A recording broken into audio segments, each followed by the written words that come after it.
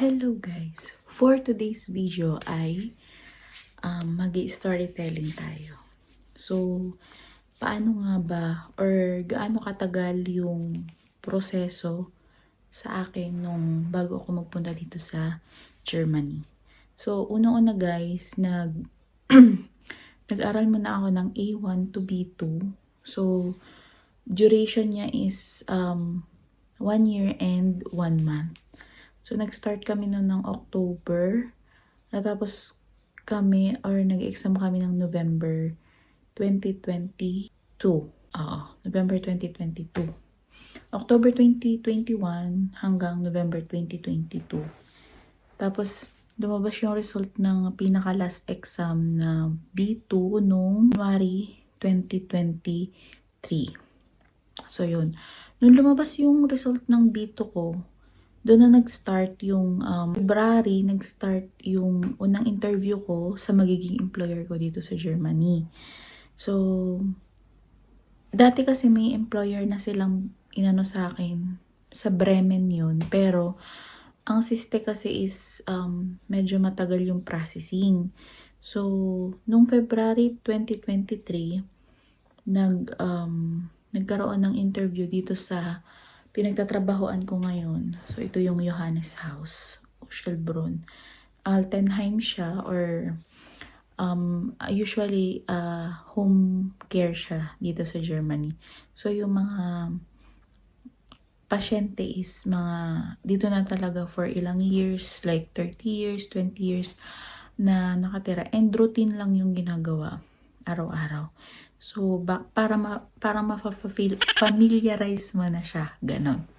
And, okay. So, February 2023 na interview ako ng Johannes House. Tapos, lumabas yung result ng saktong Valentine's Day, February 14, 2023, na nakapasa nga daw ako dito sa employer na to. So, yun. So, sobrang happy.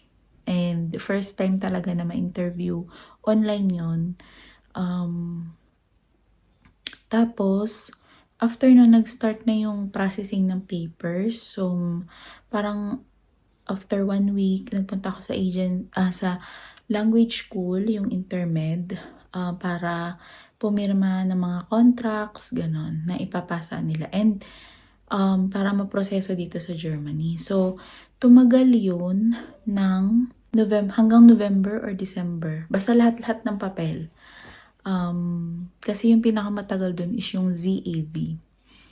And after November 2023 is yun, nag-okay yung papers ko. So, nag-orientation na kami sa Intermed Iloilo pero online para sa aming magiging appointment sa VFS Makati. So, yun yung pagpaprocess ng visa.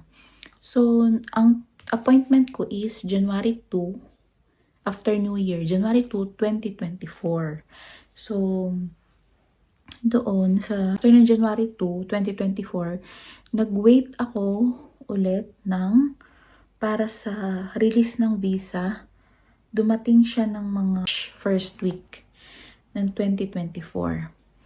So, ilang weeks din yun. January hanggang March, first week. And then, nagkaroon ako ng flight details papunta dito sa Germany. April 16 ang flight ko. So, ganon katagal and katagal yung naging proseso ng pag-iintay ko. So, actually, habang nag-iintay ako, may work ako noon. Hindi ako tumigil kasi may pamilya ako and kailangan kong kumita. And yun. So, from September 2021 to September, kasi September ako nag-apply ng scholarship dun sa Intermed, hanggang April 16, 2024. And dumating ako dito sa Germany ng April 17, 2024. So, yun lang guys. See you sa part 2!